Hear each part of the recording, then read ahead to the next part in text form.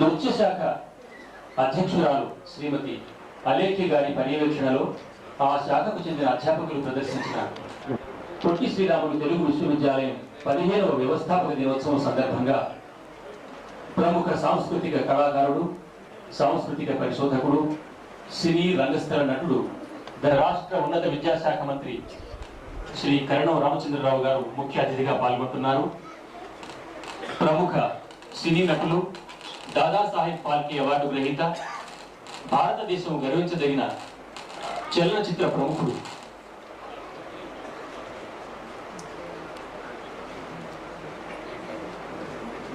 తెలుగు విశ్వవిద్యాలయం 15వ వ్యవస్థాపక దినోత్సవం జరుపుకుంటున్నది.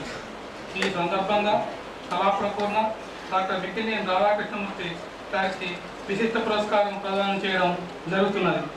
మా ఆహ్వానాన్ని మన్నించి ఈ కార్యక్రమానికి ఇచ్చేసిన మీ అందరికీ ముందుగా స్వాగతం పలుకుతున్నాను. ఈనాటి కార్యక్రమానికి ముఖ్య అతిథిగా విచ్చేసిన రాష్ట్ర ఉన్నత విద్యాశాఖ మంత్రి శ్రీ కరణం రామచంద్రరావు గారిని సాధారణంగా వేదికపైకి ఆహ్వానిస్తున్నాను. విశిష్ట అతిథిగా విచ్చేసిన పెద్దలు దాదాసాహెబ్ ఫాల్కే అవార్డు గ్రహీత, పద్మభూషణ్ డాక్టర్ అక్కినేని నాగేశ్వరరావు గారిని వేదికకు ఆహ్వానిస్తున్నాను. కార్యక్రమానికి అధ్యక్షత వహించవలసిందిగా కోరుతూ మా విశ్వవిద్యాలయం ఉపాధ్యక్షులు ఆచార్య ఎన్ గోపి గారిని వేదిక మీదకి ఆహ్వానిస్తున్నాను. ఈనాడు పురస్కార గ్రహీత డాక్టర్ బిక్కినేని రాధాకృష్ణమూర్తి గారిని సగౌరవంగా వేదికపైకి ఆహ్వానిస్తున్నాను. తర్వాత కార్యక్రమాన్ని నిర్వహించవలసిందిగా సభాధ్యక్షులను కోరుతున్నాను.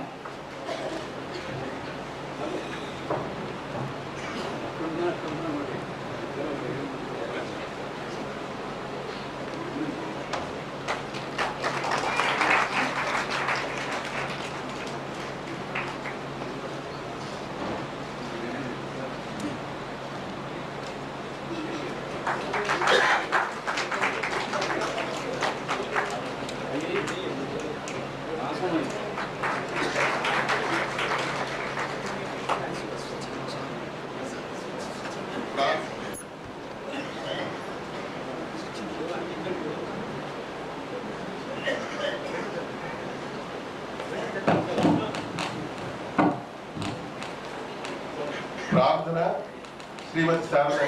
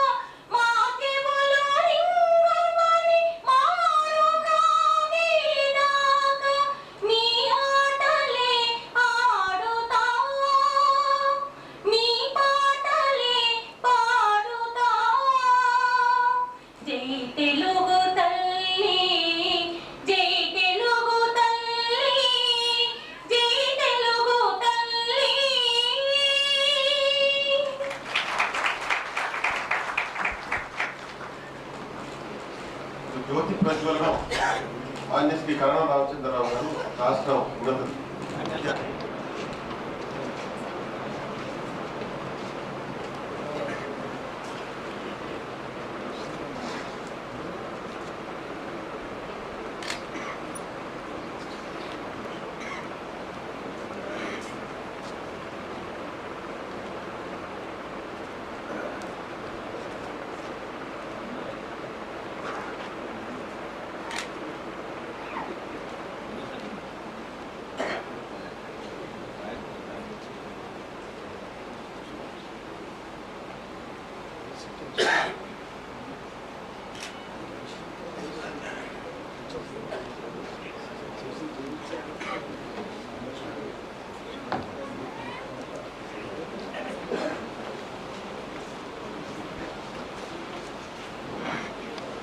పెద్దలు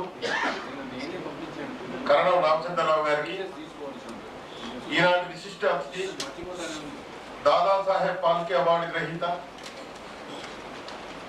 రాష్ట్ర చలనచిత్ర టీవీ నాటక అభివృద్ధి సంస్థ సలహాదారు, పద్మభూషణ్ డాక్టర్ అక్కినేని నాగేశ్వరరావు గారికి ఈనాడు ఈ వేదిక మీద పొట్టి శ్రీరాములు తెలుగు విశ్వవిద్యాలయ విశిష్ట పురస్కారాన్ని స్వీకరిస్తున్న ప్రముఖ సాంస్కృతిక పరిశోధకులు, రంగస్థల సినీ నటులు, కళాప్రపూర్ణులు డాక్టర్ మిక్కిలినేని రాధాకృష్ణమూర్తి గారికి, ఇన్ఛార్జ్ రిజిస్ట్రార్ దేవేందర్ గారికి, నిండు సభకు శోభను చేకూరుస్తున్న ఆహుతులైన పెద్దలకు, మీడియా మిత్రులకు, విశ్వవిద్యాలయ సిబ్బందికి, అధికారులకు అందరికీ నా నమస్కారం. తెలుగు భాషా సాహిత్య సాంస్కృతిక దీప్తికి బహుముఖాలుగా కృషి సాగించే లక్ష్యంతో ఆవిర్భవించిన తెలుగు విశ్వవిద్యాలయం ఈనాడు 15వ వ్యవస్థాపక దినోత్సవం జరుపుకుంటున్నది. గత ఏడాది కాలంగా మేము మా బోధనేతర 4వ తరగతి సిబ్బంది పడిన శ్రమ చాలా వరకు సఫలమైందనే సంతృప్తి ఈ రోజున సంతోషాన్ని కలిగిస్తున్నదని వినయపూర్వకంగా నేను తెలియజేస్తున్నాను. 1985 డిసెంబర్ 2న అప్పటి ముఖ్యమంత్రి డాక్టర్ నందమూరి తారక రామారావు సంకల్ప ఫలంగా ఈ విశ్వవిద్యాలయం ప్రారంభమైంది. తెలుగు భాష, సాహిత్యం, లలిత కళలు, సంస్కృతి, చరిత్ర, జానపద విజ్ఞాన రంగాల్లో సమగ్ర వికాసం కోసం బోధన, పరిశోధన,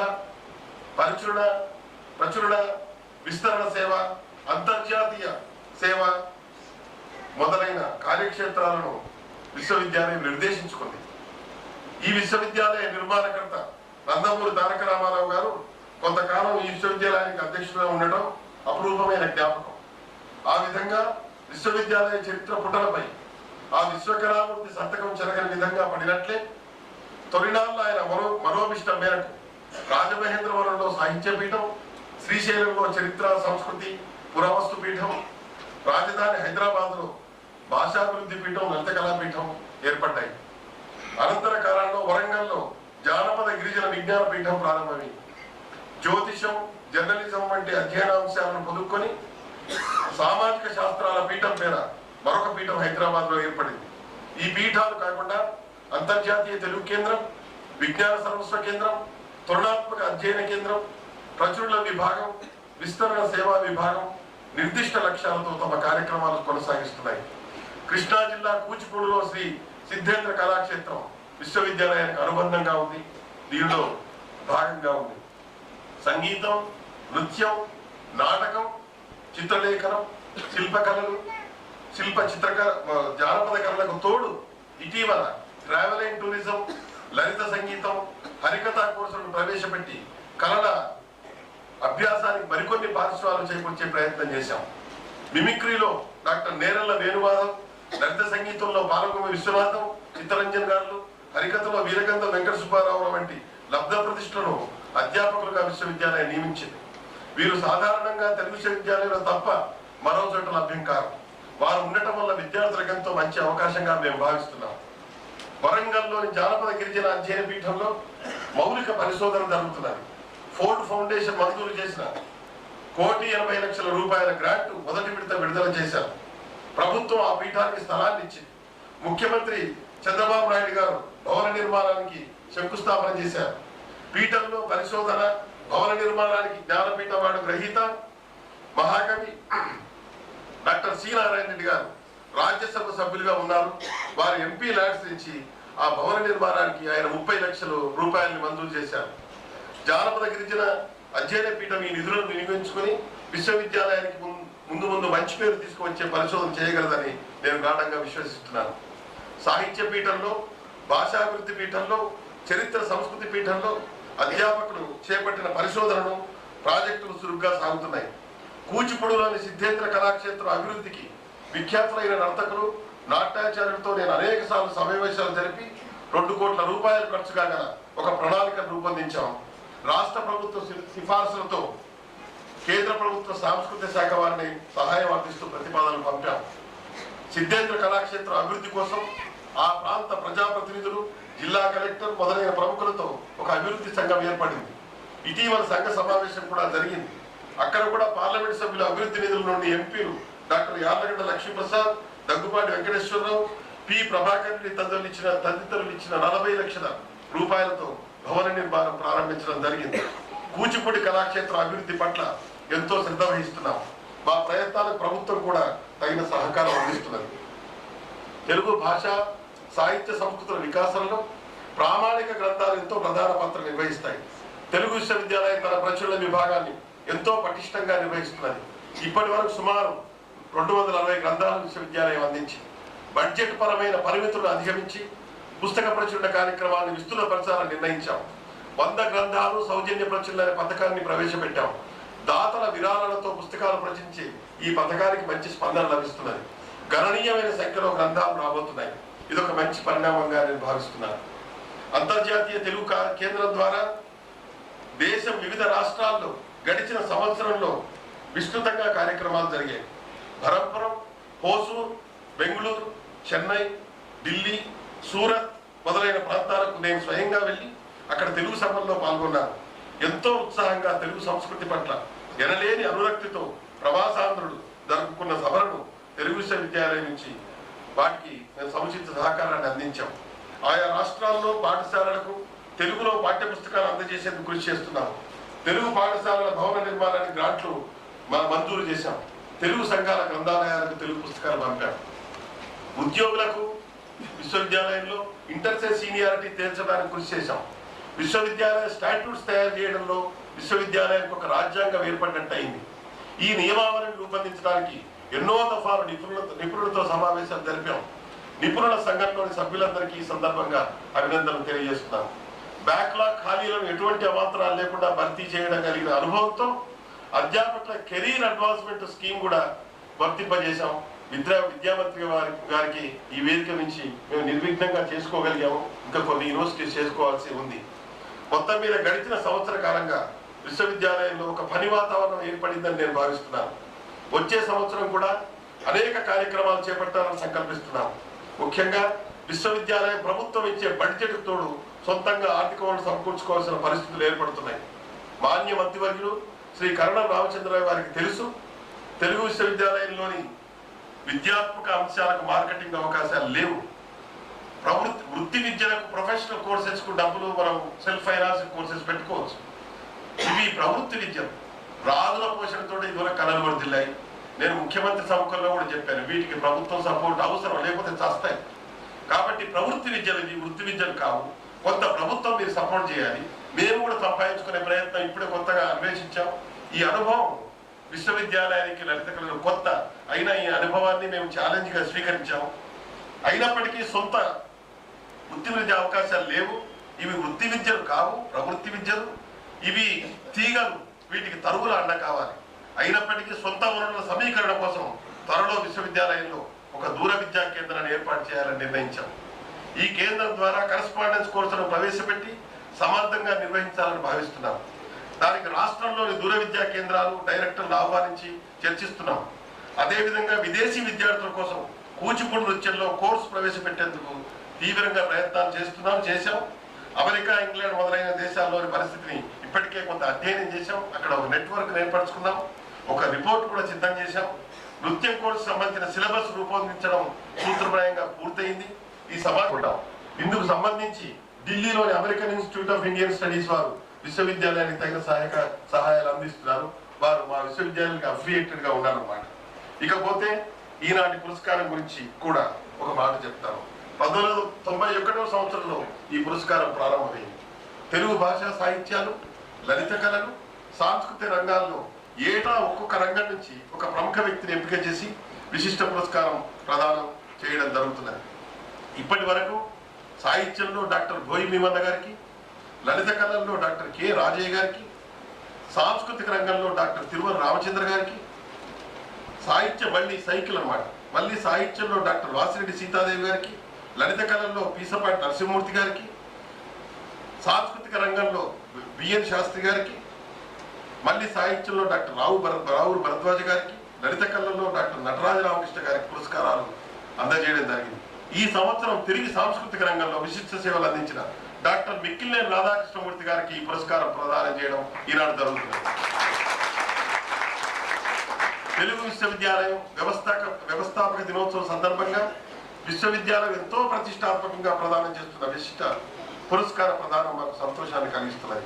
అందులోనూ తమ పరిశోధన తపస్సుతో తెలుగు సాంస్కృతిక క్షేత్రాన్ని దేదీప్యమానం చేసిన కృషీవరుడు డాక్టర్ మిక్కిలినేని రాధాకృష్ణమూర్తి గారికి ఈ పురస్కారం ప్రదానం చేయగలుగుతున్నందుకు ఎంతో సంతోషిస్తున్నాను. విశ్వవిద్యాలయ వ్యవస్థాపక దినోత్సవంలో ముఖ్య అతిథిగా పాల్గొంటున్న పేరెంట్ మినిస్టర్, ఉన్నత విద్యాశాఖ మంత్రులు కరణం రామచంద్రరావు గారికి మా విశ్వవిద్యాలయంపై ప్రత్యేకమైన అభిమానం ఉంది. ప్రతి విషయం తెలుసుకుంటూ మా సమస్యలు వారు అర్థం చేసుకున్నారు. వారు చాలా సానుకూలంగా ఉన్నందుకు మా ఆహ్వానాన్ని మన్నించి ఈ పండుగలో పాల్గొని విశిష్ట పురస్కారం ప్రదానం చేస్తున్నందుకు వారికి మనసారా కృతజ్ఞతలు తెలియజేస్తున్నారు. ఈ కార్యక్రమానికి పెద్దలు డాక్టర్ అక్కినేని నాగేశ్వరరావు గారిని విశిష్ట అతిథిగా ఆహ్వానించడం కోసం, వారు దేశంలో లేకపోవడం వల్ల కొన్ని రోజులు వారి కోసం ఎదురు చూశాము. వారు వచ్చిన తర్వాత ఆనందంగా అంగీకరించారు. వారికి నా పట్ల ప్రత్యేకమైన వాత్సల్యం కూడా ఉంది. వారు భారతీయ సినిమా చరిత్రలో తమదైన సువర్ణాధ్యాయం నెలకొల్పిన మహనీయులే కాకుండా ఈనాటి పురస్కార గ్రహీత డాక్టర్ మిక్కిలినేని గారికి వారితో గాఢమైన అనుబంధం ఉన్నందువల్ల వారిని ప్రత్యేకంగా మేము కోరుకున్నాం. మా ఆహ్వానాన్ని మన్నించి విచ్చేసినందుకు వారికి మరోసారి కృతజ్ఞతలు తెలియజేస్తున్నాను. ఈ విశ్వవిద్యాలయంలో సమర్థులైన అధ్యాపకులు ఉన్నారు, శ్రమశీలులైన పాలనా సిబ్బంది ఉన్నారు. వారందరి సహకారం వల్ల మనకి పురోగమనం సాధ్యం అవుతున్నది. ఎంతో పొటెన్షియల్ ఉన్న ఈ సంస్థకి మరింత వ్యాప్తి, దీప్తి, స్ఫూర్తి రావాలంటే మనందరం ఇంకా చాలా కష్టపడాలి. ఎన్టీఆర్ మానస పత్రికను ప్రపంచ పత్రికగా మార్చాలి. పొట్టి శ్రీరాములు తెలుగు విశ్వవిద్యాలయ అవతరణోత్సవం సందర్భంగా అందరికీ శుభాకాంక్షలు అందిస్తూ సెలవు తీసుకుంటున్నాను.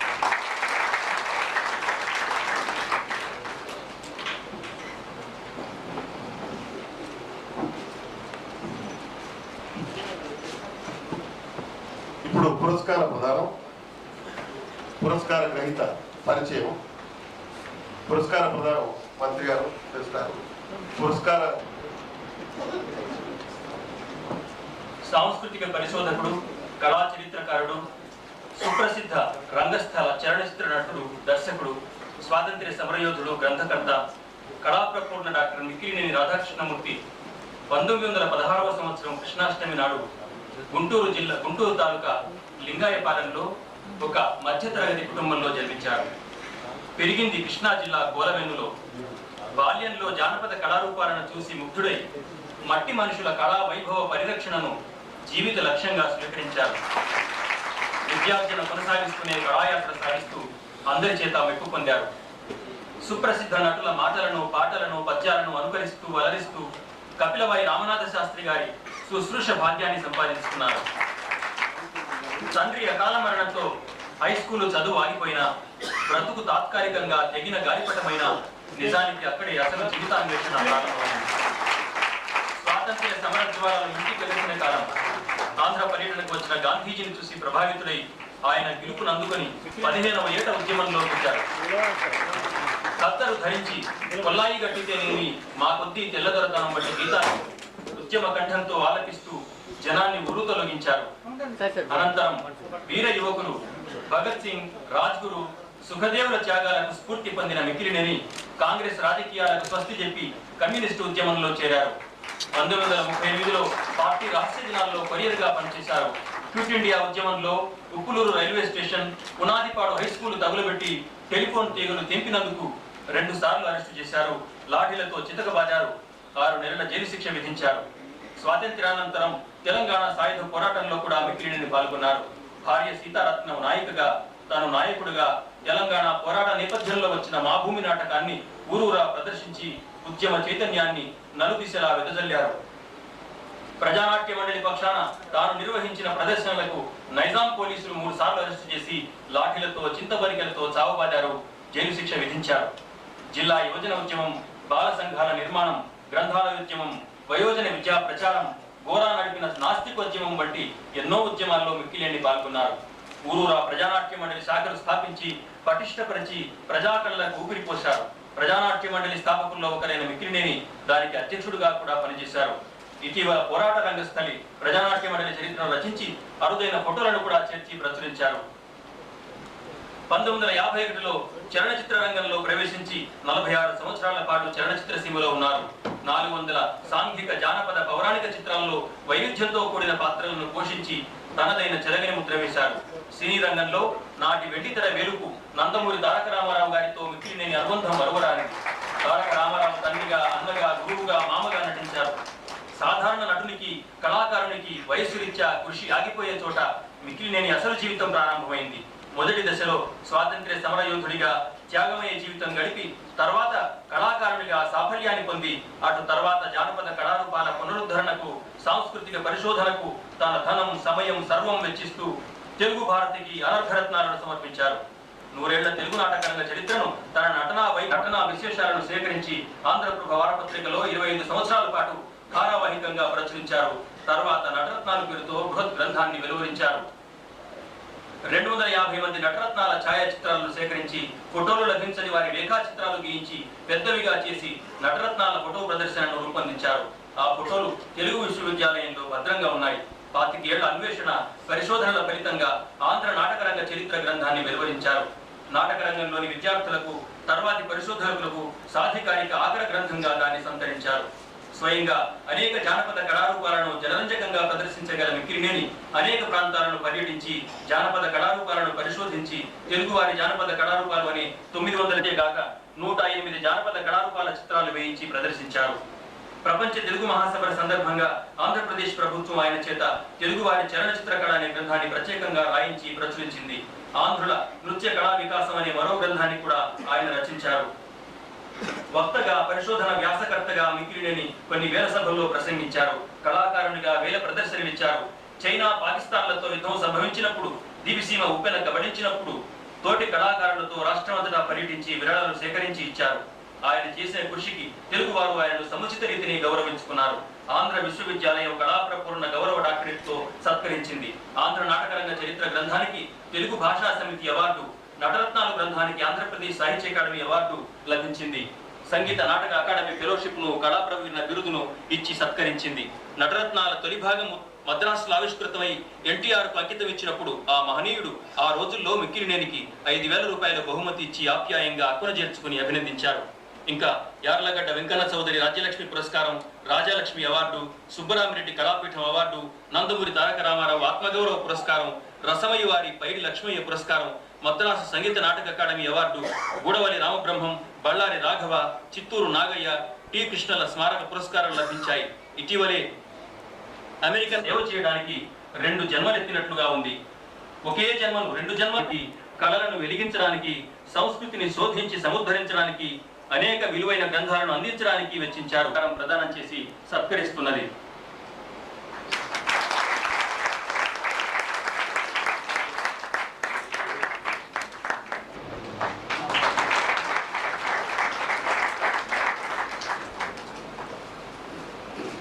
ఈనాటి విశిష్ట అతిథి డాక్టర్ అక్కినేని నాగేశ్వరరావు గారు ప్రసంగిస్తారు.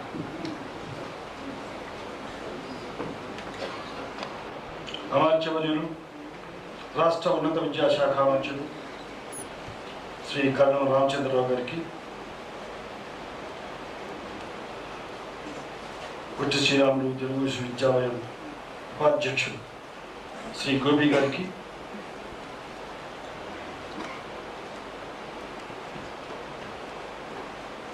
ఇన్ఛార్జ్ రిజిస్ట్రార్ గారికి, ఈనాటి కథానాయకుడు శ్రీ మిక్కిలినేని రాధాకృష్ణమూర్తి గారికి, కళాహృదయులైన మీ అందరికీ నా హృదయపూర్వక నమస్కారం. ఇప్పుడు నేను మాట్లాడతానని అన్నారు, కానీ మాట్లాడవలసిందంతా సన్మాన పత్రంలోనూ గోపి గారు వివరించిన విషయాల్లోనూ సంపూర్ణంగా ఇంకా ఏం మాట్లాడినా చర్మిత చరణమే అవుతుందని నేను అనుకుంటున్నాను. అయినా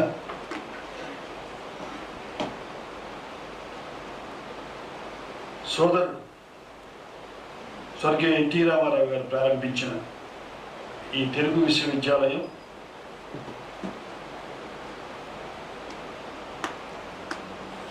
తెలుగుతనం ఒకటి ఉన్నదని ప్రపంచానికి చాటింది శ్రీ ఎన్టీ రామారావు గారు.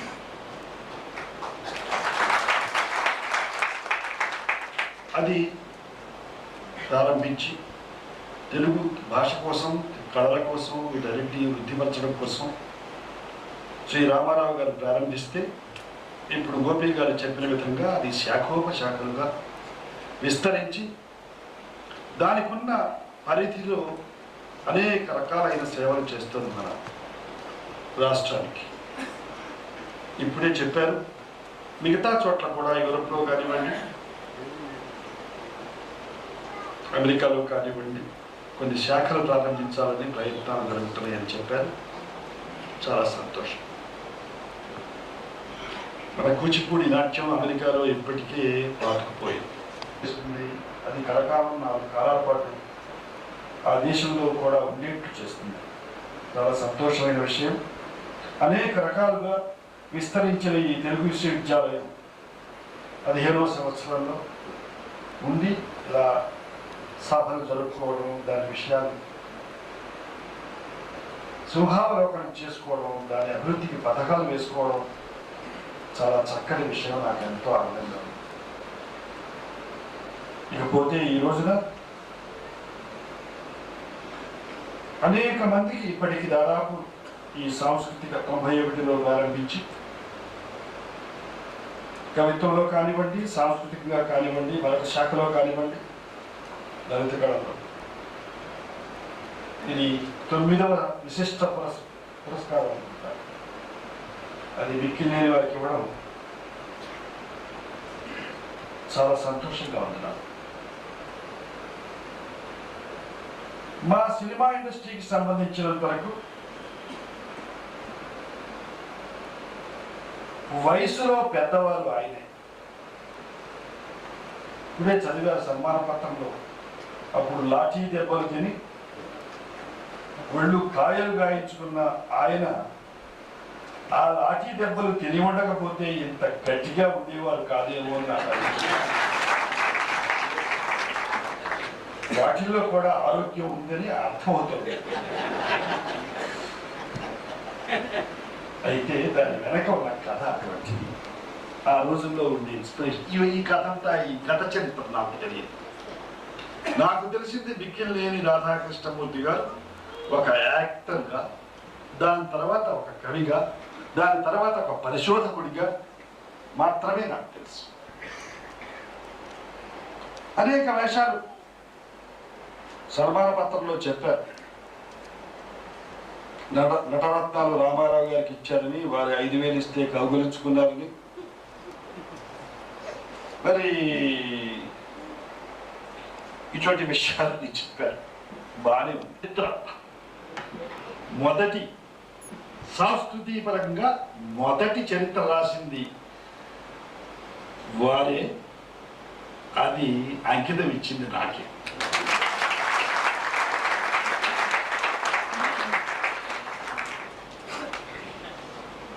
అంటే రామారావు గారు కౌగులించుకున్నవారు 5,000 ఇచ్చారనే సబ్జెక్ట్ కాదు. రామారావు గారు 5,000 ఇచ్చారంటే ఈయన ఎంత అదృష్టవంతులు.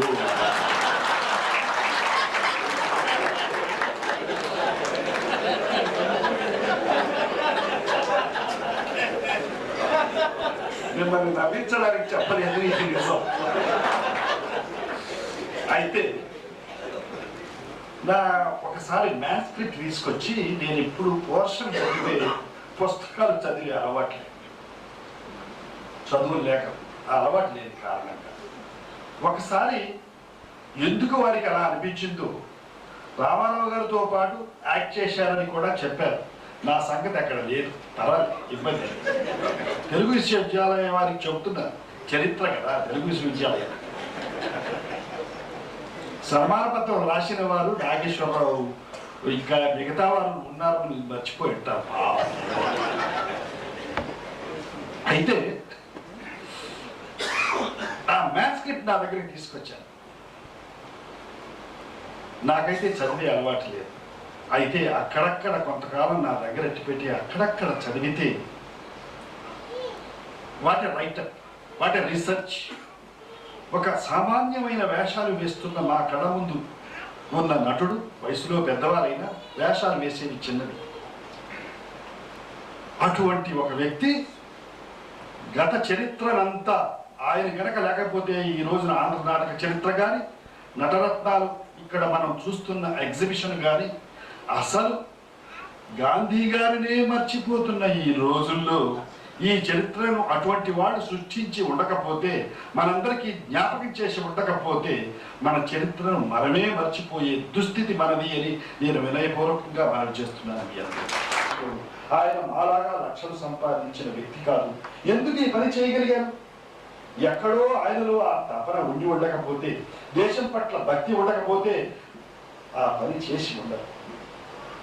చాలా మందికి డబ్బు ఉంటుంది, అందరూ సద్వినియోగం చేయరు. ఆయనకి కొంచెం డబ్బు, నేనేదో కొన్ని వేలు ఇచ్చి ఉండొచ్చు, యూనివర్సిటీ కొంత ఎక్కువ ఇచ్చి ఉండవచ్చు, రామారావు గారు 5,000 రూపాయలు ఇచ్చి ఉండొచ్చు. కానీ నాకు అంకితం ఇచ్చిన ఆంధ్ర నాటక రంగ చరిత్ర 3,000తోనో 5,000తోనో పూర్తి కాదు. అలాగే రామారావు గారు ఇచ్చిన 5,000తో పూర్తి కాదు. వారు చేసిన కృషికి అభినందించి మేము ఇవ్వడమే తప్పితే ఏమిచ్చినా అది వారి వర్క్కి తోక వేసి కాదు. ఈ యూనివర్సిటీ ఉన్నంత ఎంతో మంది ఉపాధ్యక్షులు వస్తారు, ఎంతో మంది రాబోతున్నారు. మానవాళి ఉన్నంత కాలం మన పూర్వ చరిత్ర ఇది అని తెలవడానికి ఆయన చేసిన కృషి, ఆయనకు వచ్చిన డాక్టరేట్లకు ఈ రోజున మనం ఇస్తున్న విశిష్ట పురస్కారం కూడా చాలని నేను హృదయపూర్వకంగా ఆయన ఎంతో ఎంతో ఇంకా చేయవలసి ఉంది. ఆయన అంటున్నారు, ఇప్పుడు ఎలా ఉన్నారని అడిగితే అంటున్నారు టెన్షన్ ఎక్కువగా ఉంది. ఎందుకు అంటే సహచర్యం వెళ్ళిపోయింది కదా అని చెప్పి అన్నారు. మనం ముందు వెళితే సహచర్యం బాధపడక తప్పదు, సహచర్యం ముందు వెళితే మనకు బాధపడక తప్పదు. మేమంతా దానికి దగ్గరలోనే ఉన్నాం. ఎవరో ఒకరు ఎప్పుడో ఒకప్పుడు పోక తప్పదు. అయినా పోయిన వారి కోసం మనం పోతే మనం ఏమీ చేయలేదు. అది సంబంధం కాబట్టి ఆ బాధపడాలి. మనకి కన్నీళ్లు ఉన్నాయి ఎందుకు, మనసున్నది ఎందుకు? బాధపడడానికి, సంతోషపడడానికి, బాధపడడానికి, నరకయాత్ర పడడానికి. ఈ నవరసాలు ఇవన్నీ మనం అనుభవించవలసిందే. అదే జీవితం నా దృష్టి. అందుచేత 88 సంవత్సరాల్లో అలాగే ఉన్నారంటే ఎవరినైనా ఈర్ష్య పడడం అంటే పొగడడం అన్నమాట నా దృష్టిలో. ఎందుకు పనికిరాని వాడి పట్ల మనం ఎందుకు ఈర్ష్యపడతాం? నాకు 77, ఆయనకి 88. నేను ఇప్పుడు ఆయన చూసి ఈర్ష్యపడుతున్నాను. విశిష్ట పురస్కారం ఇస్తున్నందుకు కాదు, ఈ వయసులో ఆయన అలా ఉన్నాడు. ఇంకా ప్రస్తాపంగా ఈ సంతోషంతో సార్, ఈ సంతోషంతో మీరు ఎక్కువ కాలం బతకాలి, మరిన్ని మంచి పనులు చేయాలి. ఎక్కడితో ఎప్పుడు ఎక్కడా జీవితం లాగదు. చనిపోయే వరకు నేర్చుకోవడమే ఏ మానవుడైనా చేయవలసిన పని అనుకునే వాళ్ళలో నేను. మీకున్న పరిధిలో మీకున్న డబ్బు సంపాదనలో నేను ఎప్పుడో రాసుకున్నాను, డబ్బు సంపాదించడం అంటే నాకు గౌరవం. డబ్బు లేదే ఏ పని చేయలేదు. ఈ మైక్ కూడా ఉండదు, తెలియదు. డబ్బు కావాలి పెద్దాన్ని, అయితే డబ్బే అన్ని పనులు చేయదు. డబ్బు సంపాదించడం అంటే నాకు గౌరవం, ఖర్చు చేయడం అంటే మిత గౌరవం. సద్వినియోగం చేయడం అంటే అతి గౌరవం అని ఆల్లో ఎప్పుడూ రాసుకున్నారు. ఆయనకున్న ఆ కొద్ది పరిధిలో పిల్లలను భార్యను వారికి ఏదో అనుకోకుండా ఈ పుస్తకాన్ని ఆ కాగితాలు కొనడానికి దాన్ని ప్రచురించడానికి ప్రయత్నానికి నలుగురిని కలవడానికి ఆ డబ్బు సరి. అటువంటి పరిస్థితుల్లో అంత సద్వినియోగం చేశారంటే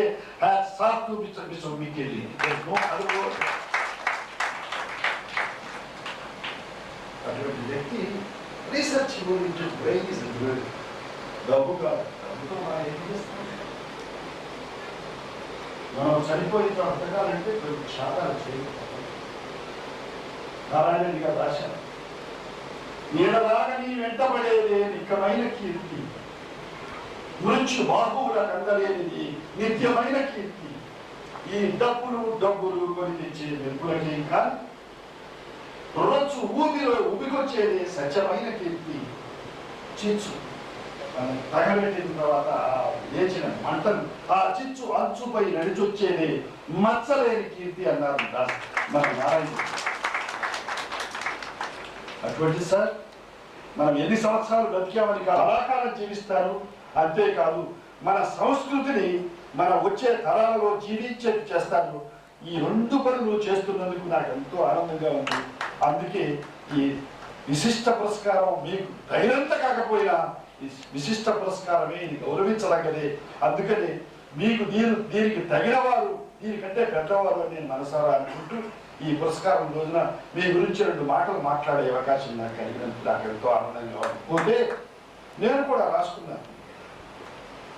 బ్రతికి బావుకునేది లేదని చావబోకు, బ్రతికి బావుకునేది లేదని చావబోకు, చచ్చి సాధించేది లేదని బ్రతకబోకు, బ్రతికి జీవితాన్ని సాధించు, చనిపోయి కలకాలం జీవించు అని మీరు కలకాలం బ్రతుకులాలి, కలకాలం మంచి పనులు చేయాలి. మరిన్ని విషయాలు వచ్చే తరాల వారికి తెలియజెప్పాలి. మీరు శాశ్వతంగా ఉండిపోతారు. మీరు శాశ్వతంగా మన శరీరం లేకపోయినా మీ ఆత్మ ఉండిపోతుంది, అది ఆనందిస్తూనే ఉంటుంది. వ్యాసుడు ఒక శ్లోకం రాశాడు, ఇంద్రియాన్ని పరాన్యాహుడు ఇంద్రియేభ్య పరం మనః మనసస్తు పరా బుద్ధి యో బుద్ధే పరతస్తు సహా. చలనము లేని ప్రకృతి కంటే చలనమున్న ఇంద్రియములు గొప్పవి. గాలి లేని చెట్టు ఆడదు, చెట్టు కూడా ఊహలు ఉన్నాయి కానీ చెప్పలేదు వల్ల. అటువంటి చలనము లేని ప్రకృతి కంటే చలనమున్న ఇంద్రియములు గొప్పవి. చలనమున్న ఇంద్రియముల కంటే ఆలోచనా శక్తి ఉన్న మనసు గొప్పది. ఆలోచనా శక్తి ఉన్న మనసు కంటే విచక్షణ జ్ఞానం ఉన్న బుద్ధి గొప్పది. విచక్షణ జ్ఞానం ఉన్న బుద్ధి కంటే మంచి చెడ్డలు అనుభవించే ఆత్మ గొప్పది అంటాడు వ్యాసుడు. అటువంటి ఆత్మ మీకుంది. ఆ ఆత్మ ఎప్పుడు ఎక్కడున్నా మీరు చేసిన పని ఆనందిస్తూ ఉంటుంది. మీరు చిరంజీవులుగా ఉంటారు, ఉండాలని ఆకాంక్షిస్తూ నాకు మీ గురించి 4 మాటలు మాట్లాడే అవకాశం కలిగించినందుకు తెలుగు విశ్వవిద్యాలయం వారిని, ముఖ్యంగా మిత్రులు గోపి గారిని చూస్తే నాకు అనిపిస్తుంది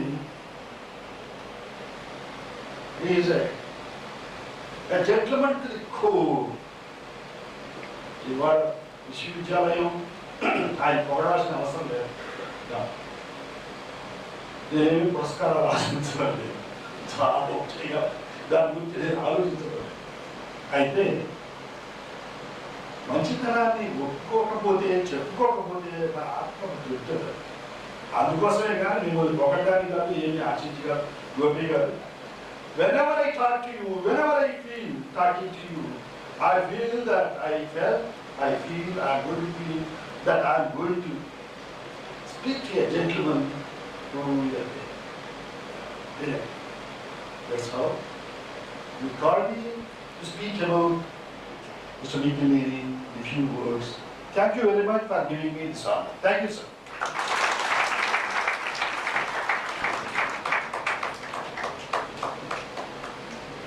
థ్యాంక్ యూ సార్.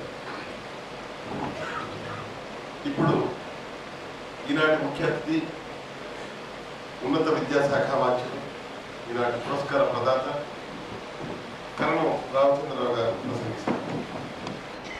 ఈనాటి విశిష్ట పురస్కార గ్రహీత పూజ్యులు డాక్టర్ మిక్కిలినేని రాధాకృష్ణ గారు, పెద్దలు పూజ్యులు అక్కినేని నాగేశ్వరరావు గారు, ఇన్ఛార్జ్ రిజిస్టర్ గారు, విజ్ఞాన సదస్సులు, సభా సరస్వతికి నా నమస్కారం. ఈరోజు ఈ సమావేశంలో పాల్గొనడం, డాక్టర్ మిక్కిలినేని రాధాకృష్ణమూర్తి గారికి నా చేతుల మీదుగా ఈ పురస్కారం అందించడం నా సౌభాగ్యంగా భావిస్తున్నాను, గర్వంగా కూడా భావిస్తున్నాను. ముఖ్యంగా తెలుగు విశ్వవిద్యాలయం ఆవిర్భావాన్ని గురించిన వివరణ, అది సాధించవలసిన లక్ష్యాల గురించి, ఆ లక్ష్య సాధన వైపు పురోగమిస్తున్న విధానాల గురించి గోపి గారు సవివరంగా చెప్పినారు. ఈ విశ్వవిద్యాలయం ముఖ్యంగా స్వర్గీయ ఎన్టీ రామారావు గారి కళలకు నిదర్శనం. వారి ఆశయ సాధన ఈ విశ్వవిద్యాలయాల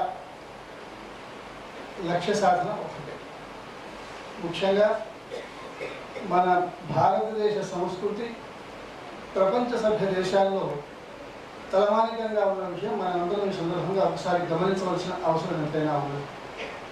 విజ్ఞానంలో కానీ, సంస్కృతిలో కానీ, జానపద కళారీతుల్లో కానీ ఏ విధంగా చూసినా ప్రపంచ సభ్య దేశాల నాగరికత విషయాల్లో కానీ, ఇతరత్ర విషయాల్లో కానీ పోల్చి చూసుకున్నప్పుడు భారతదేశానికి ఒక విశిష్టమైన స్థానాన్ని మన పూర్వీకులు ఆపాదించి పెట్టిపోయినారు. విజ్ఞాన సర్వస్వాన్ని మనకు వదిలిపోయినారు. అదే మాదిరిగా సాంస్కృతిక రంగంలో కూడా మనకంటూ ఒక విశిష్టతను ఏర్పాటు చేసి ప్రపంచ సభ్య దేశాలు మన వైపు చూసే స్థితికి మన విజ్ఞానాన్ని పెంపొందించి మన జాతికి వారసత్వ హక్కుగా మిగిల్చిపోయినారు. రాను రాను విస్తృత రాజకీయ పరిణామాల వల్లనే తిరిగి, ఇతర కారణాల వల్లనే తిరిగి కాస్త మన సాహితీ సంస్కృతులు కాస్త మరుగున పడి పాశ్చాత్య విలువల పోకడలు ప్రపంచ సభ్య దేశాల్లో ప్రబలుతున్న రోజులు. విజ్ఞానం మన దగ్గర లేదన్నట్టుగా, ఇక్కడ చదువుకున్న వాళ్ళకు పూర్తిగా విషయం పరిజ్ఞానం లేనట్టుగా, ఇతర దేశాల్లో పోయి చదివిస్తేనే అతను గొప్ప వ్యక్తిగా భావిస్తున్న సమకాలీన సమాజం అని నేను భావిస్తున్నాను. కనుక ఈనాడు మన కర్తవ్యం ఏమిటి అని ఒక్కసారి మనం ఆలోచిస్తే, మనకున్న ఔన్నత్యాన్ని, నాగరికతను, సంస్కృతిని పరిరక్షించి మళ్ళీ ఒకసారి భారతదేశ గత వైభవాన్ని పునరుద్ధరించవలసిన గురుతర బాధ్యత ఉంది. సరిగ్గా ఇదే కార్యక్రమాన్ని వివిధ రంగాల్లో మరి డాక్టర్ మిక్కిలినేని రాధాకృష్ణమూర్తి గారు చేసి అందరి ప్రశంసలకు పాత్రులైనారు, మార్గదర్శకులైనారు. స్వాతంత్ర్య సంపాదకుల్లో ముందున్నారు. నాటక రంగంలో, సినిమా రంగంలో, సాంస్కృతిక రంగంలో ముందున్నారు.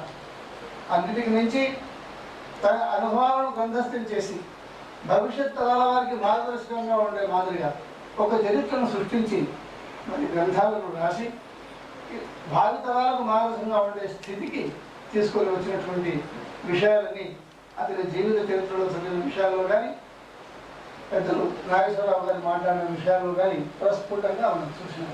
అంటే విశిష్టమైన పాత్ర వహించవలసి ఉన్న విషయాన్ని గురించి ఉపాధ్యక్షులు చెప్పినారు. కనుక ప్రభుత్వ పరంగా అండదండలు ఎప్పుడూ ఈ విశ్వవిద్యాలయానికి ఉండనే ఉంటుంది అని సందర్భంగా సహజంగా అభివృద్ధి చేస్తా ఉన్నాను.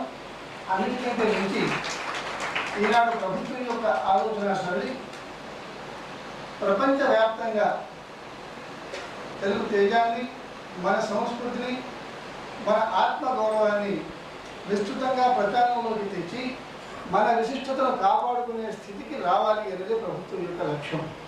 అందుకనే నాటక రంగంలో మరి ముఖ్యంగా కూచిపూడి నృత్యంలో కానీ, ఇతరత్ర భరతనాట్యం విషయంలో కానీ, ఇతరత్ర విషయాల్లో మరి ప్రవాసాంశులకు కూడా ఈ అవకాశాలు కల్పించాలని ప్రభుత్వం లక్ష్యంగా పెట్టుకున్నది. కాబట్టి ఇంటర్నెట్ ద్వారా కానీ, వెబ్సైట్ ద్వారా కానీ, లేక అక్కడ కేంద్రాలను స్థాపించి కానీ ఆ సంస్కృతికి బహుళ ప్రచారం లభించి ప్రవాసాంధ్రులు సైతం గర్వపడి ఇది నేర్చుకుని ఆదర్శప్రాయమైన స్థితికి ఎదగడానికి కావలసిన స్థితిని కల్పించాలంటే ప్రభుత్వం యొక్క లక్ష్యం. ఆ మాదిరిగానే ప్రవాసాలను చాలా ఇక్కడికి వచ్చినప్పుడు ఇతర దేశాల్లో స్థిరపడి ఇక్కడికి వచ్చిన వాళ్ళు వాళ్ళ పిల్లల భవిష్యత్తు గురించి కూడా ఆందోళన చేస్తున్న సందర్భాలు కోరుకోలేదు. వాళ్ళు అక్కడ స్థిరపడిపోయినారు, వాళ్ళ పిల్లలు ఉన్నారు. మన సంస్కృతిని వాళ్ళకు రంగరించి పెట్టాలి, మన దేశం గురించి కానీ మన సంస్కృతిని గురించి కానీ మన విజ్ఞానాన్ని గురించి కానీ వాళ్ళ పిల్లలకు తెలియచెప్పాలి అనే తపన వాళ్ళకు ఉన్నది. కానీ చదువుకోవడానికి కావాల్సిన గ్రంథాలు కానీ చెప్పేవాళ్ళు కానీ విషయ పరిజ్ఞానాన్ని పిల్లలకు బోధించే స్థితిలో లేని సందర్భాలు కోకులుగా వారి ఆవేదన వ్యక్తం చేస్తున్న సందర్భాలు. అందుకనే తెలుగు అకాడమీ పక్షాన అక్కడ మరి ఇక్కడ కానీ అక్కడ కానీ ఎట్లయితే ఇప్పుడు భరతనాట్యంలో వెబ్సైట్ తయారు చేసి మన సంస్కృతిని మన కళలను పెంపొందించే ప్రయత్నం చేస్తూ ఉన్నామో, తెలుగు భాషను బోధించే పద్ధతిన ఇక్కడ ఓరియంటేషన్ కోర్సెస్ పెట్టి ఒక చిన్న కోర్సెస్ 45 రోజులు లేదా 3 మాసాలు ఎట్లా వీలుంటే అట్లా ఇక్కడికి పిల్లలు వచ్చి చదువుకొని పోయే స్థితి కానీ, లేదా అక్కడ కేంద్రాలు స్థాపించి మన తెలుగు గురించి, తెలుగు భాష గురించి, మన సాహిత్యం గురించి, మన సంస్కారాన్ని గురించి వాళ్ళకు తెలియజెప్పే స్థితికి వాళ్ళకు కూడా విషయ పరిజ్ఞానం కలిగి మేము భారతదేశం నుంచి వచ్చినందుకు గర్వపడే స్థితిలో ఉన్నామనే స్థితికి వాళ్ళని తీసుకురావడానికి అటు భాషాపరంగా, అటు సాహితీపరంగా, ఇటు సంస్కృతి పరంగా మరి వివిధ రంగాల్లో కూడా ప్రజలు దేశం అని వాళ్ళు గర్వపడే స్థితికి తీసుకురావడానికి మన సంస్కృతి అంతా వాళ్ళకు తెలపడానికి కావాల్సిన ప్రయత్నాలని ప్రభుత్వ పరంగా ఇటు తెలుగు అకాడమీ పక్షాన కానీ ఇటు తెలుగు విశ్వవిద్యాలయం పక్షాన కానీ చేయాలనే ఆలోచన సరైన సులభంగా సరైనంగా విజ్ఞప్తి చేస్తూ ఇక పెద్దలందరూ మాట్లాడిన తర్వాత విశ్వవిద్యాలయ లక్ష్యాలను ఒకవైపు చెప్తూ మరి ఇంకా దాదాపు ముఖ్యంగా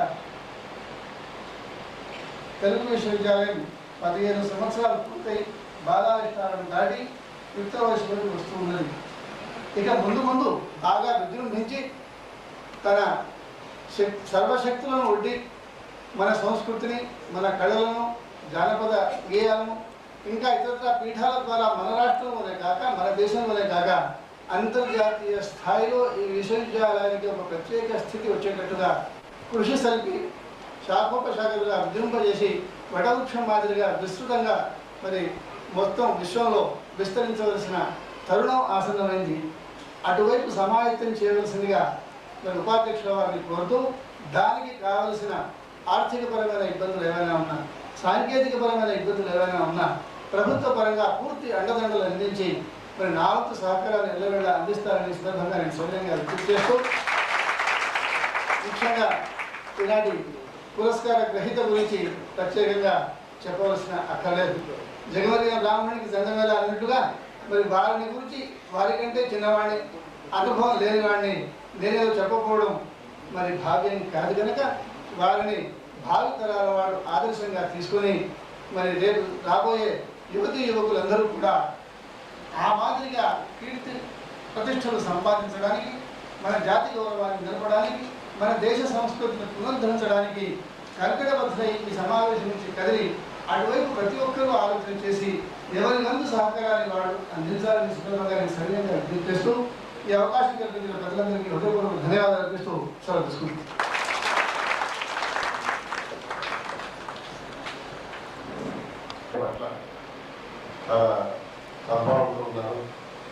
మిగతా సాధారణ విశ్వవిద్యాలయాల కంటే ఇది ప్రత్యేకమైన స్పెషలైజ్డ్ యూనివర్సిటీ అని వారు గుర్తించారు. ఆ మేరకు నేను వారి దగ్గరికి ఎప్పుడు వెళ్ళినా నాకెంతో ప్రాధాన్యాన్ని ఇచ్చి విని దీనికి ఎంత జీరో బేస్డ్ బడ్జెట్ అయినా దానికి వేరే పద్ధతుల్లో మనం సహాయం చేస్తానని హామీ ఇచ్చారు. డిసెంబర్లో అది బహుశా నెరవేరుతుంది.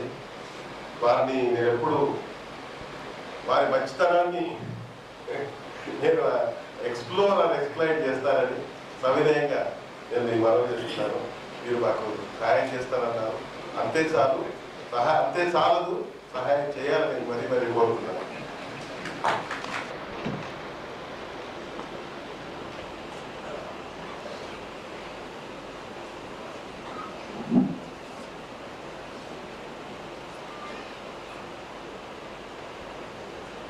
సభాధ్యక్షుడు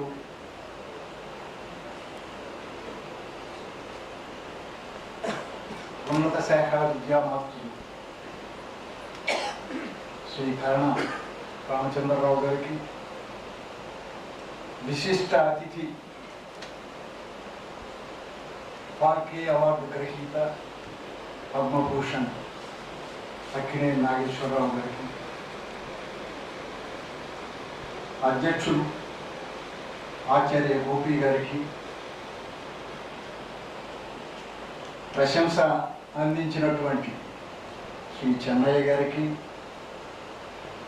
దేవేందర్ గారికి, ఈ వ్యవస్థాపక దినోత్సవానికి ఇచ్చేసినటువంటి బహూతులైన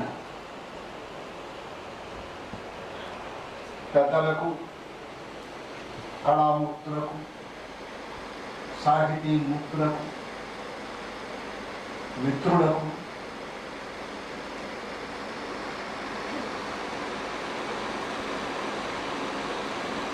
ఆత్మీయ మిత్రులకు, పాత్రికేయ మిత్రులకు, సోదరి సోదరీమణులకు అందరికీ నా హృదయపూర్వకమైన కళాభివందనాలు.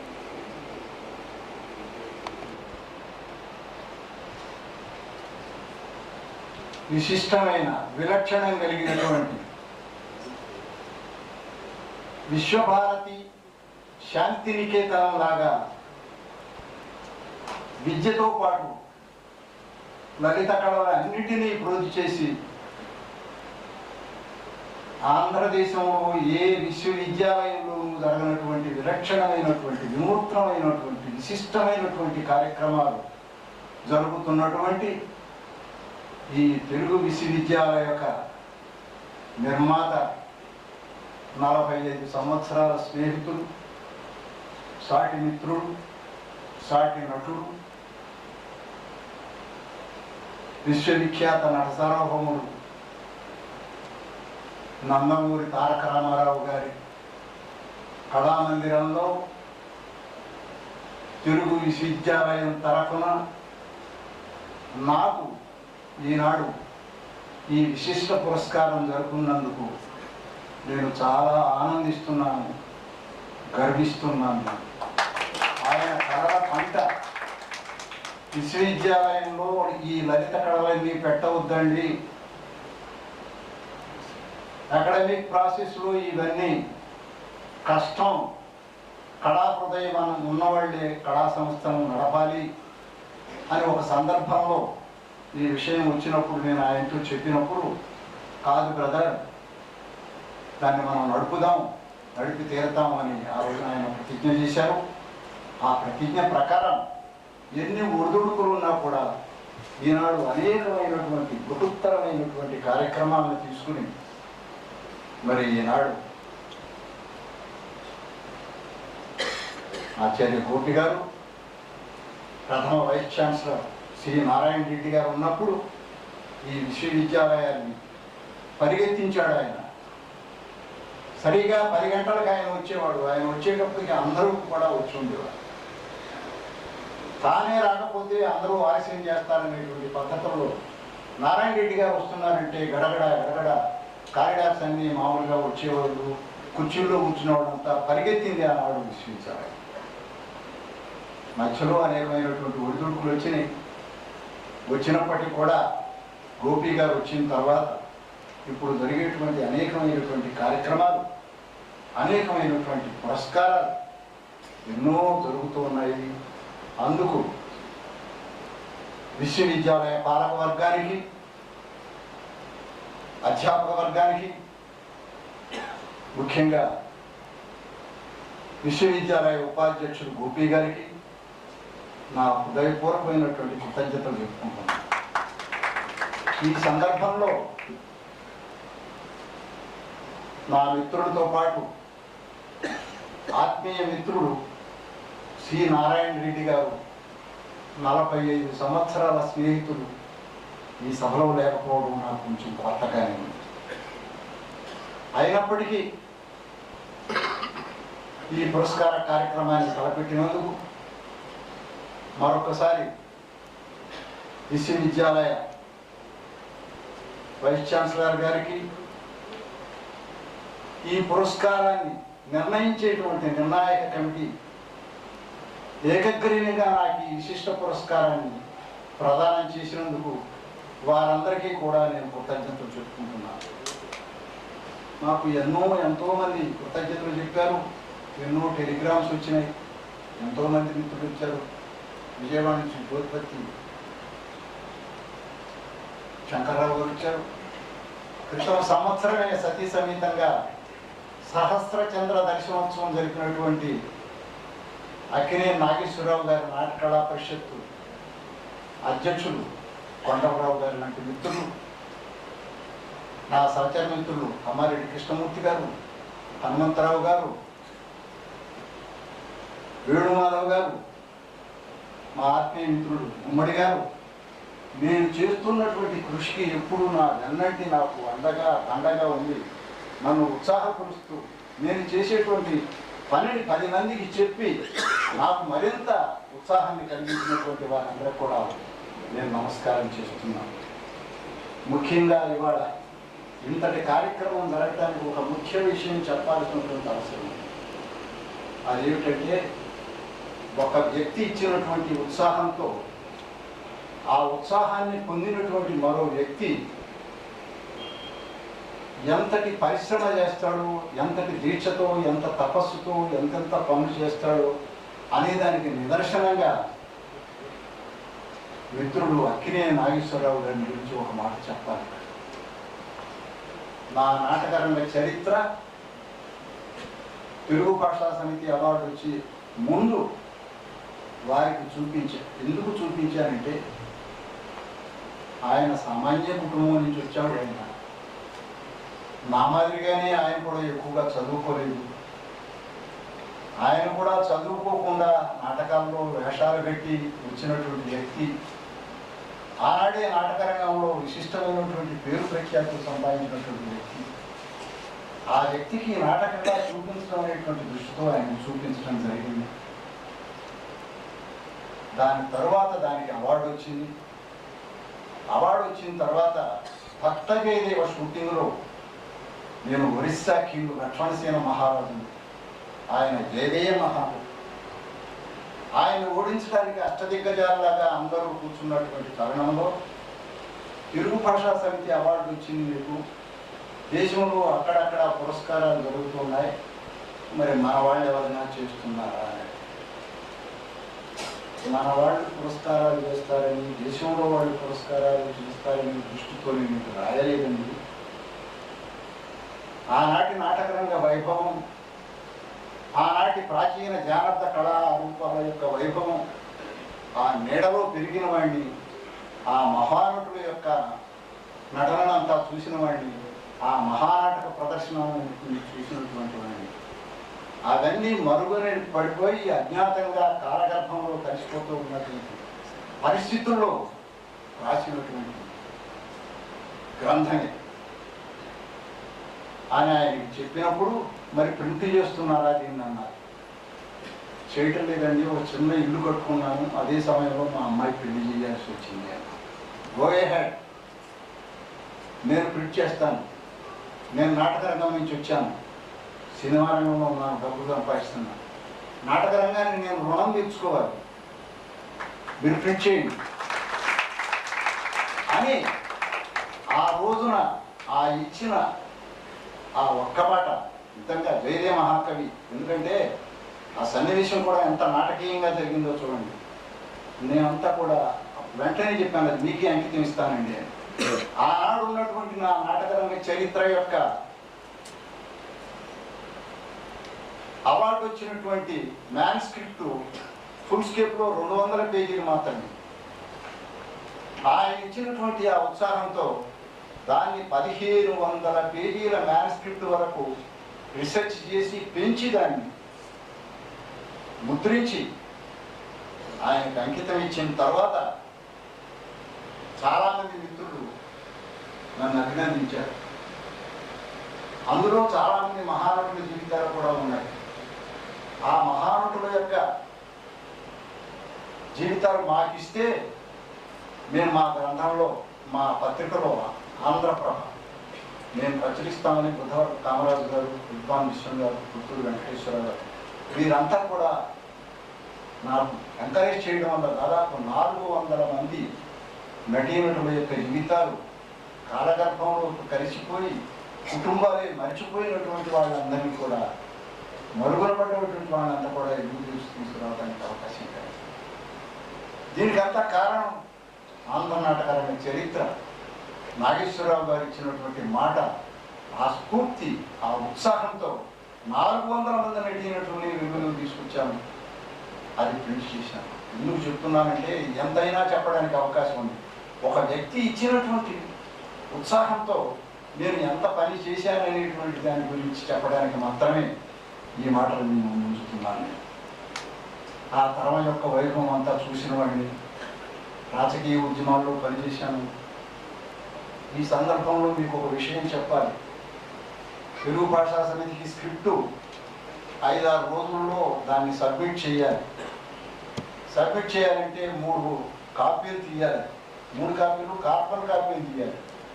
కార్బన్ కాపీలు తీయాలి అంటే కాగితాలు కావాలి. కాగితాలు కావాలంటే అవి కొనాలి. కొనాలంటే ఇంట్లో డబ్బు లేదు. ఉన్న డబ్బుతో కాగితాలు కొనుక్కురావడానికి నేను వెళ్ళినప్పుడు మా శ్రీమతి ముందు 2 దస్తాల కాగితం కొని అవి పూర్తి చేయండి, లోపల డబ్బు వస్తుంది, డబ్బు వచ్చిన తర్వాత మీరు పూర్తి అంటే మొత్తం కాగితాలకే ఖర్చు పెడితే ఇంటి ఖర్చుకు డబ్బు లేదేమో అని అంట. ఈ రకంగా నా రచన వ్యాసంగం షూటింగ్లు అయిపోయిన తర్వాత ఉన్న కాలాన్ని అంతా ఈ సాంస్కృతిక రంగానికి, ఈ నటరత్నాలకి, నాటకరంగ చరిత్రకి, జానపద కళారూపాలకి శిథిలమైపోయినాయి మన జానపద కళారూపాలు. మన నాటకరంగ చరిత్ర కానీ, మన జానపద కళారూపాలు కానీ ఈ తరం వారికి ఎవ్వరికీ తెలియదని చెప్పడంలో ఏమాత్రం కూడా అతిశయోక్తి లేదు. మన నాటకరంగం బ్రతకాలి, మన నటులు బ్రతకాలి, వాళ్ళ వైభవం ఈ దేశానికి తెలియజేయాలి. మన జానపద కళలో దేశాన్ని, ప్రజల్ని చైతన్యవంతం చేసినటువంటి తరతరాలన్నీ చితికి జీర్ణమైపోయి వాళ్ళందరూ వీధుల్లో పిచ్చమెత్తుకు తిరుగుతున్నారే, అటువంటి మహానుభావులే నాకు గురుదేవుడు. నా చిన్ననాడు నేను చూసినటువంటి ప్రదర్శనలన్నీ కూడా జానపద కళారూపాలే. వాటి యొక్క ఉత్సాహంతో నాటకరంగ చరిత్ర రాయడం కానీ, జానపద కళారూపాలు బయటికి తీసుకురావడం కానీ, రత్నాలు ఎగ్జిబిషన్ పెట్టడం కానీ, మనం కాదు నిస్వార్థంగా మన కోసం, మన సంస్కృతి కోసం, మన నాటకరంగం కోసం, మన ప్రజల కోసం, మన సామాజిక చైతన్యం కోసం పనిచేసినటువంటి వారందరినీ కూడా వెలుగులో తీసుకొచ్చి చూపించాలనేటువంటి ఒక ధ్యేయంతో, ఒక పట్టుదలతో చేశాను. ఇంత పని చేయడానికి కారణం నాగేశ్వరరావు గారు మొట్టమొదటిగా ఇచ్చినటువంటి ఉత్సాహం. చాలామంది మిత్రులు ఉన్నారు, మిత్రుల కంటే పరమమిత్రులు ఉన్నారు. అంటే చేసే కార్యక్రమాన్ని చెడగొట్టేటువంటి పరమమిత్రులు. ఆ పరమమిత్రులే లేకపోతే నేను ఈ కార్యక్రమం కూడా నిర్వహించి ఉండేవాడిని కాదు. వాళ్ళు అనవసరమైనటువంటి పని చేయరు, పదవి కావాలి, పేరు కావాలి, పని చేసేవాడిని విమర్శించాలి. ఈ పరిస్థితుల్లో పట్టుదలతో కూడా నేను ఆ కార్యక్రమంతో కూడా నిర్వహిస్తూ వచ్చాను. సరే, రాసినటువంటి కార్యక్రమాలన్నిటికీ తెలుసు. ఉన్నటువంటి నాకు అనుకున్నటువంటి చరిత్ర ఏమిటంటే జాతీయ ఉద్యమ చరిత్ర, రాజకీయ ఉద్యమ చరిత్ర, త్యాగమయమైనటువంటి ఆనాటి కమ్యూనిస్ట్ పార్టీ, ఆనాటి ప్రజానాట్య మండలి, వాటిల్లో పనిచేసినటువంటి కాబట్టి జీవితాన్ని సాంస్కృతిక రంగానికి అంకితం చేయాలనేటువంటి దృష్టితో ఆ కార్యక్రమాంతా కూడా నేను నిర్వహిస్తూ వచ్చాను. ఈనాటి వరకు కూడా ఆ కార్యక్రమంతో నేను ఉన్నాను. ఆ కార్యక్రమానికి కావాల్సినటువంటి నాకు సరైనటువంటి అండదండలు ఉంటే ఇంతకంటే మంచి కార్యక్రమం చేసి ఉండేవాడిని. ఇక్కడ నటరత్నాల ఎగ్జిబిషనే కాదు, ప్రజానాట్య మండలి ఎగ్జిబిషన్ చేశాను, జానపద కళ ఎగ్జిబిషన్ కూడా చేశాను. అవన్నీ వస్తే ఈ కారిడార్స్ అన్నీ నిండిపోతాయి, సభ సక్రమంగా ఉండదనేటువంటి దృష్టితో ఆ 2 ఎగ్జిబిషన్స్ ఆపి నటరత్నాలు ప్రదర్శించడం జరిగింది. వారంతా నిస్వార్థంగా పనిచేసేటువంటి మహానటులు, మేధావులు, డాక్టర్లు, లీడర్లు, తెలుగు పండితులు, జమీందారులు, ధనవంతులు అందరూ ఈ నాటకరంగాన్ని రంగరంగ వైభవంగా వెలిగించినటువంటి మహానులు. ఆ మహనీయుల యొక్క ఆ మహానటుల యొక్క జీవితాలు రాయడం కంటే నాకు కావాల్సింది వల్లారి రాఘవ లాంటి మహానటుల గురించి రాసేదానికంటే నాకు ఇంకా కావాల్సింది ఒక్కొక్క రోజు ఒక ఫోటో దొరికినా ఒక జీవితం దొరికినా నాకేదో ఒక కొత్త పిక్చర్ వచ్చినట్టు నేను ఫీల్ అయ్యేవాడు. ఈ బొమ్మలు ఈ మాదిరిగా ఉండడానికి దీన్ని ఎగ్జిబిషన్ చేయాలని సినిమా రంగంలో నేను ఎక్కువ మాట్లాడుతున్నానేమో, సమయం వచ్చింది కాబట్టి చెప్తున్నాను మీకు.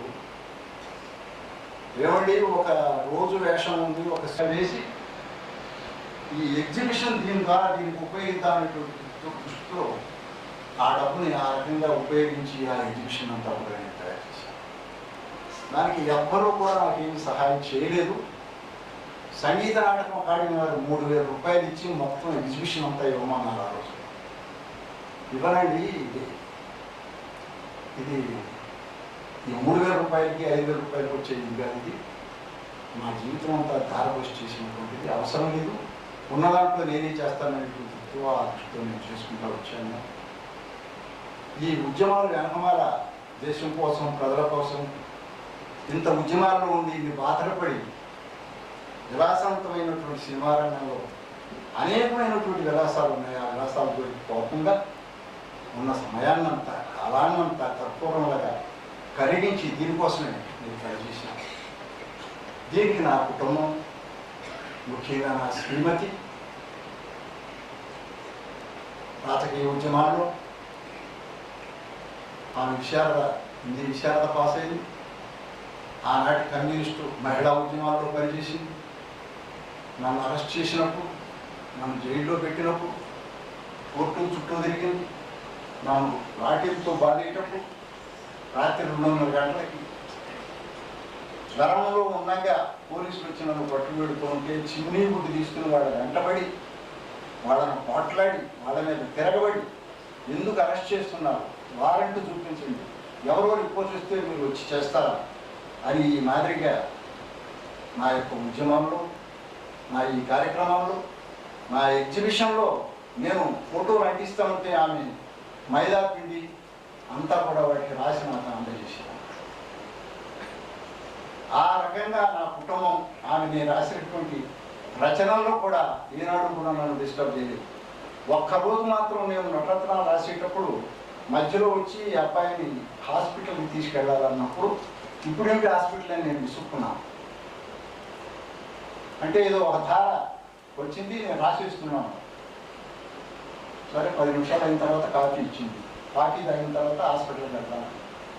అంటే ఈ రకంగా ఆమె ఏ రోజు నన్ను ఈ ఉద్యమాలు వద్దు, ఈ రచనలు వద్దు, ఒక్క మాట మాత్రం ఉంది, సరస్వతి ఉన్న చోట లక్ష్మి ఉండదు అని. అంతే ఆమె జీవితం అన్నమాట. అది ఎంతో కఠోరంగా అన్నమాట కూడా కాదు. ఆమె అనుమతి లేకపోతే ఒక అడుగు కూడా నేను ముందేశ్వరుడు కాదు. 85 సంవత్సరాల జీవితంలో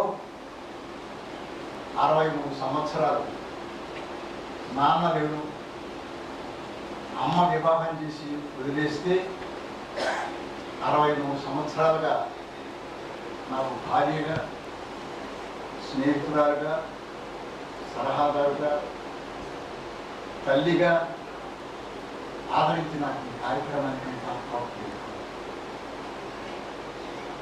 మా సతీమణి సీతారత్నం అక్టోబర్ 1వ తేదీన కన్నుమూసింది. అయినా ఆయన ఒక మాట ఉంది, ఈ వయసులో ఈ జబ్బులో ఉంది, నేను మీకు ఏం సహాయపడతాను. దాంట్లో చాలా నిజం ఉంది. అయినప్పటికీ కూడా చూస్తూ ఉన్నటువంటి వ్యక్తి అనుకోని పరిస్థితుల్లో 2 రోజుల్లో తను చనిపోతానని అనుకోలేదు, నేను చనిపోతుందని అనుకోని పరిస్థితుల్లో ఆమె కన్నుమూసి వెళ్ళిపోయింది. అయినప్పటికీ ఆమె స్ఫూర్తితో నేను ఈ కార్యక్రమాన్ని కొనసాగించాలని అనుకున్నాను. నేను చేసినటువంటి కృషిలో నా ప్రక్కన ప్రజానాట్య మండలి కార్యక్రమాల్లో పాల్గొంటూ తెలంగాణ సాయుధ పోరాట సమయంలో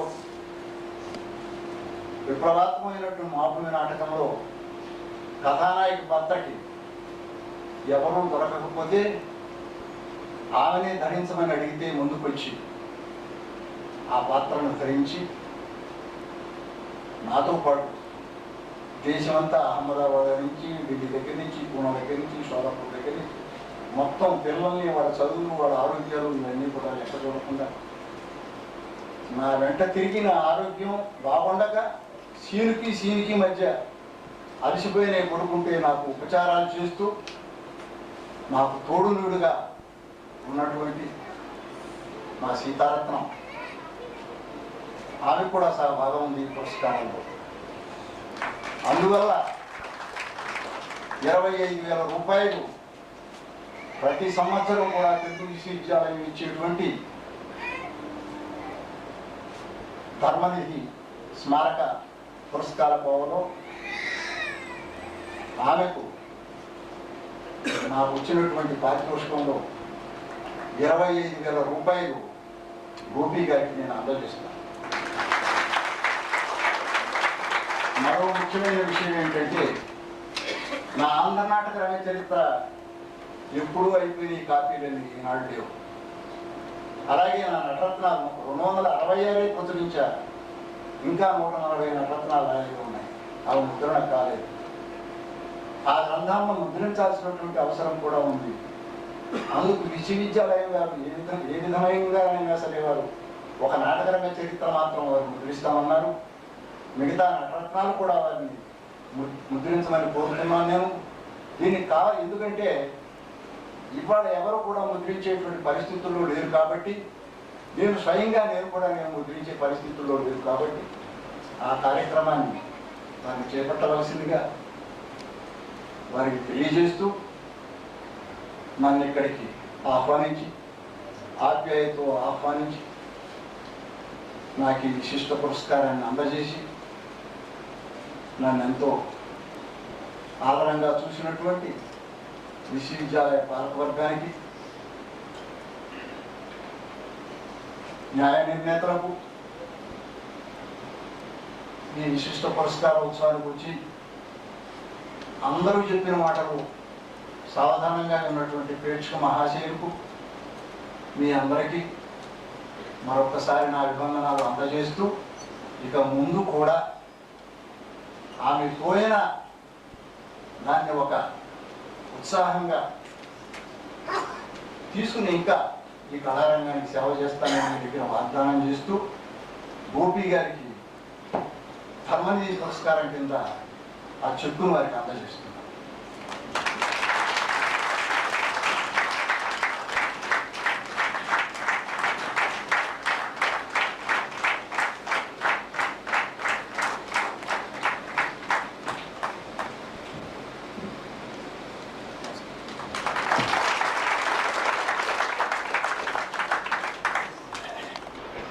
ఇంతకుముందు నాగేశ్వరరావు గారు అన్నట్టు ఈ పురస్కారం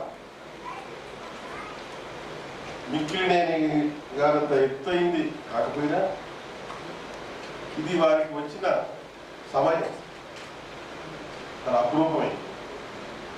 ఈ పురస్కారం వారికి మనస్సుకు చాలా సేదన కల్పించింది. అది వారే అన్నారు, నా ఊపిరిని పొడిగించింది ఈ పురస్కారం అన్నారు. కాబట్టి ఆ సమయం కూడా అట్లాంటి సమయంలో వారికి ఈ పురస్కారం లభించినందుకు, వారు భార్యావియోగంతో ఉన్నప్పుడు 50 ఏళ్ల తోడు అకస్మాత్తుగా మాయమైనప్పుడు ఆ శూన్యంలో ఈ పురస్కారం ప్రకటించబడింది. అది వారి మనసుకు ఏ కొంతైనా కొంత సేద తీర్చినందుకు కూడా నేను సంతోషిస్తున్నాను. వందన సమర్పణ చెప్పే ముందు ఈనాటి మా foundation day, Telugu university foundation day అవతరణ దినోత్సవం. దీనికి ప్రతి చిన్న మామూలు కార్యక్రమాలకైతే మా స్టూడెంట్స్ని, లలిత కళాపీఠం స్టూడెంట్స్ని మేము వాళ్ళ ప్రదర్శనని పెద్దల దృష్టిలో పడవేయాలని, మా దగ్గర ఇంత టాలెంట్ ఉందని చెప్పాలని మేము చేస్తుంటాం. కానీ ఈసారి ప్రత్యేకత ఏమిటంటే మా నృత్య శాఖ అధ్యాపకులు, సంగీత శాఖ అధ్యాపకులు ఈ ఫౌండేషన్ డేకి మేము ప్రదర్శనలు ఇస్తామండి అని వాళ్ళు ముందుకు వచ్చారు. నృత్య శాఖాధిపతి శ్రీమతి అలేఖ్య, వరజ, తర్వాత రత్నశ్రీ, సేతురాం వీళ్ళందరూ ఇవాళ అక్కడి ప్రదర్శన వచ్చారు. చాలా మెచ్యూర్డ్ ఆర్టిస్ట్ వీళ్ళు. బయట కూడా వీళ్ళకి చాలా అత్యున్నతమైన పేరు ప్రతిష్టలు ఉన్నాయి. వారిని నేను మన అభినందిస్తున్నాను. దీని తర్వాత నేను ఎప్పుడు మాకు వాళ్ళకు అకాడమిక్స్కి కళాకారుల పెద్ద యుద్ధం జరుగుతుంటుంది. చైనా బూట్లలో కాళ్ళను ఇరికించినట్టు మేము చేస్తుంటాము. అయినా వాళ్ళు సహిస్తూ ఉంటారు. దాని తర్వాత మన కాల నియమం కోసం నేను ఈ మ్యూజిక్ ఎల్లా వెంకటేశ్వరరావు గారు గ్లోబల్ ఆర్టిస్ట్. ఆయన ఒక్క ప్రదర్శనకు ఎంతో క్యాష్ వాల్యూ ఉంది బయట. కానీ ఆయన అధ్యాపకుడుగా ఈరోజు ఒక 15 నిమిషాల కార్యక్రమాన్ని ఇస్తారు.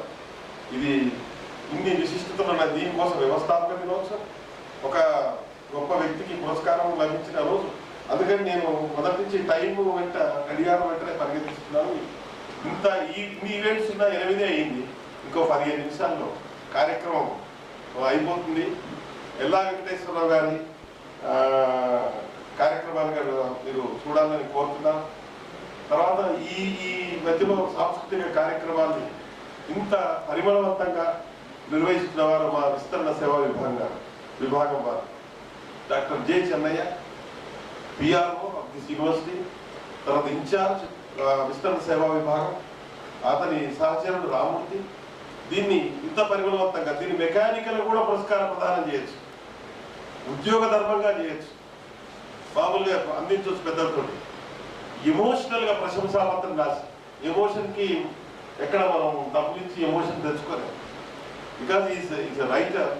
ఎమోషనల్గా దానికి కష్టపడి దీనికి ఎదుటివాడు మెకానికల్ ఉద్యోగ ధర్మంగా కాకుండా ఉద్యోగ ధర్మంగా నేను చేసినందుకు డాక్టర్ చెన్నయ్యను నేను సభాముఖంగా ఆశీర్వదిస్తున్నాను. ఆశీర్వాదం ఎందుకంటే అతను నా దగ్గర పిహెచ్డీ చేసిన విద్యార్థి కూడా కాబట్టి రామూర్తి కూడా దీన్ని ఎంతో స్ఫూర్తితో, కేవలం పని చేయడం 2 రకాలు, ఒకటి చేయడం, ఇంకోటి మనసు పెట్టి చేయడం. మనసు పెట్టి చేసిన పనికి ఎంతో క్వాలిటీ ఉంటుంది. That will go a long way in the history అని నేను అనుకుంటున్నాను. ఇప్పుడు వందన సమర్పణ చెప్పవలసిందిగా ఆర్ రామూర్తి ప్రోగ్రామ్ ఇన్ఛార్జిని కోరుతున్నాను.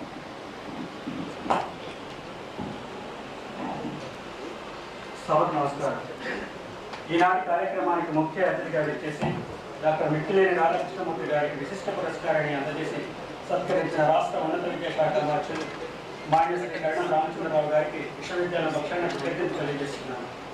ఈనాటి విశిష్ట అతిథి దాదాసాహెబ్ ఫాల్కే అవార్డు గ్రహీత, చలనచిత్ర టీవీ నాటక అభివృద్ధి సంస్థ ప్రభుత్వ సలహాదారు డాక్టర్ అక్కినేని నాగేశ్వరరావు గారికి విశ్వవిద్యాలయం పక్షాన కృతజ్ఞతలు తెలియజేస్తున్నాను.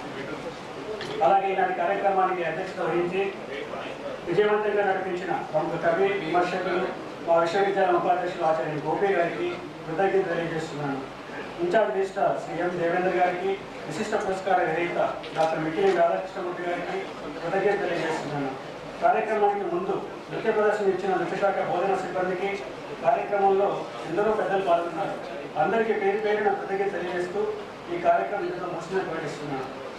వెంటనే ఆచార్య ఎల్ల వెంకటేశ్వర గారి మృదంగ మాదిరి కార్యక్రమం ప్రారంభమవుతుంది. చివరిదాకా చూసి అభినందించవలసిందిగా కోరుతున్నాను. నమస్కారం.